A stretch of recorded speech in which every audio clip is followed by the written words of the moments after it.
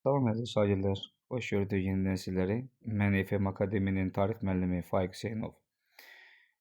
Qəbul tipli testləri sizə izah etməkdə blok imtahanında dəstək olmaq məqsədiylədir. Sizlər bizi FM Akademinin həm TikTok, həm Instagram, həm də ki YouTube səhifəsindən izləyib siz bizə dəstəkdə ola bilərsiniz. İndi isə sualın izahına baxaq. Paleolit və mezolit dövrlərinin oxşar cəhətləri. Sualda oxşarlığı bizdən istəyir.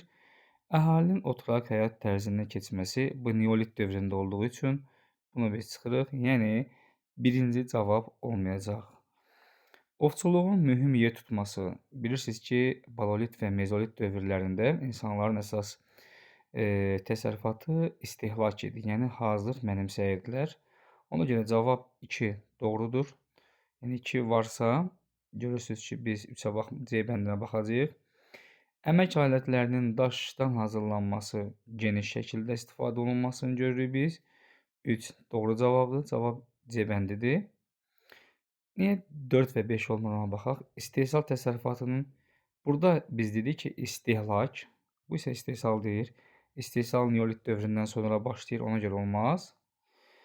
İnsanların ulu icmada deyil, artıq qəbilə icmada yaşayırdı, ona görə olmaz. Cavab C bəndidir. Növbəti izahlarda bizləri izləyin.